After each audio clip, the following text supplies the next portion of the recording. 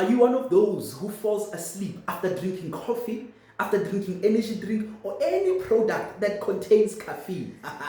Listen so that you can understand why that happens, right? So for you to understand why that happens, we first need to start off talking about the energy currency of the body, right? South Africa uses the ZAR, you understand? The South African rand. Now the body uses ATP. What is ATP? ATP is adenosine triphosphate, right? Adenosine is a molecule. Tri means three. Phosphate means three. Phosphate molecules attached to the adenosine. That's the energy current, the highest form of energy. You get what I'm trying to say? Where do you get this adenosine from? The food that you eat with your mouth will ultimately end up in your stomach and get absorbed. Those nutrients that you are consuming will ultimately form the energy currency called what? ATP, right? Now, ATP is used all over your body. This muscle, for it to contract, remember it's contracting, right? And relaxing, contracting and relaxing. It is using ATP. I'm talking to you now, my brain is working overtime. You get what I'm trying to say? It's using ATP. All the body systems is using ATP. Remember, even if you are relaxed, your stomach there is busy growling, doing crawl. That even some of you fat. You think fatting is cheap. It uses ATP. You get what I'm trying to say? I almost talked about this one, but let's not go there. So now, how does it work that you take caffeine, right, from coffee, from energy drinks, right, and something that's supposed to be a stimulant to keep you awake, but you still sleep? All right.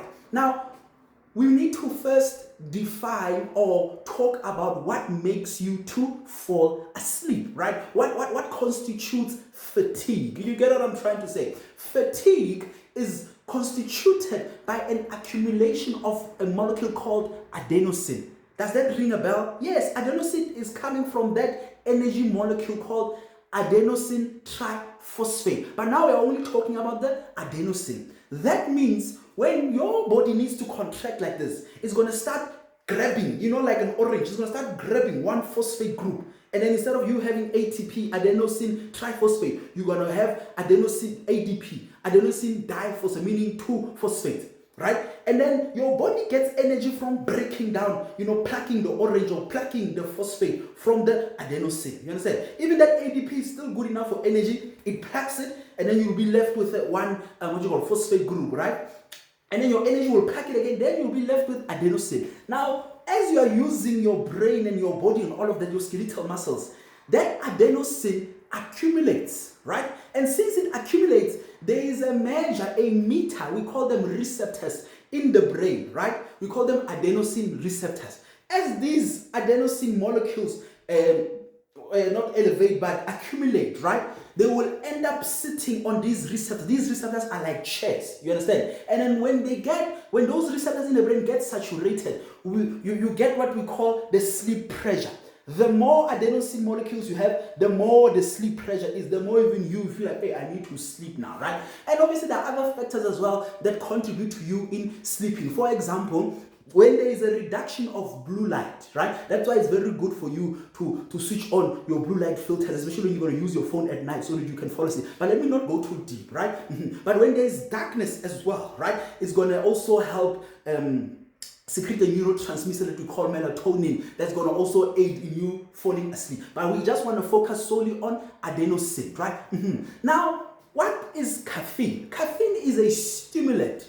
Do you understand? It's a stimulant that's meant to keep you up. How does it keep you up, right? It keeps you up by masking your need for sleep. What does it mean, masking your need for sleep? Meaning, if adenosine is an agonist that's going to sit on the adenosine receptors to tell your body to sleep, to give your body, meaning your brain, the signal to sleep.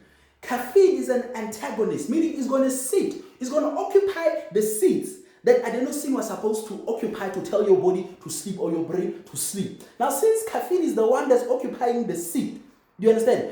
Adenosine won't have anywhere to sit, so it will just circulate there. So you are still fatigued according to the chemicals in your body, right? But you can't. It's masked. You understand? It's hidden due to caffeine's effects. You understand? Because caffeine now is occupying the seat, and hence you stay awake. Now, what causes you now to crash, to have that crash? The crash comes because your liver will metabolize the caffeine, meaning your liver will break down the caffeine so that it can go down. Your body wants homeostasis, and when it goes down now, fatigue will slowly creep in, because now more seats, adenosine seats, get open for the actual adenosine to go sit and say, hey, bruh, we've been tired. And hence, because now there's because remember, if 100 adenosine molecules put you to sleep, if you don't sleep by 100 and you took caffeine, that adenosine molecules, they're gonna accumulate. You understand? They can accumulate to 500. This is just an example, 500,000. By the time caffeine wears down, there are too many now, and then they just make you to sleep. That's why you just knock out like that. You get what I'm trying to say? But the question is why? Why for some people caffeine works and for others it doesn't work? Because, right, number one, we talk about your liver, right? Some people's liver metabolism that breaks down caffeine is fast.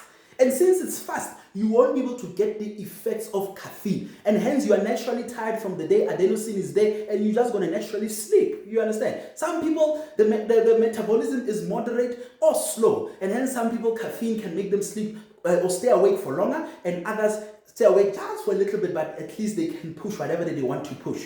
Do you get what I'm trying to say? Other people, due to exposure to this stimulant of caffeine and all of that, they have the body will now, in a defense mechanism, produce more adenosine receptors. So that even though you take caffeine, right, your adenosine receptors are too many, so that they can act on your brain and put you to sleep ultimately. You understand? Those are one of the two reasons. Another issue as well is sometimes you are unfortunately too tired. The adenosine molecules, they are more than the caffeine that you are consuming. Hence, a trick that you can do is consume the caffeine and then sleep, because caffeine takes, like, whether it's your coffee or anything, it takes about 15 to 30 minutes to work. So in that 15 to 30 minutes, you'll be resting so that your body can try and get rid of some of the adenosine that had accumulated. You understand? Hence, you have less sleep pressure, and hence you can stay awake.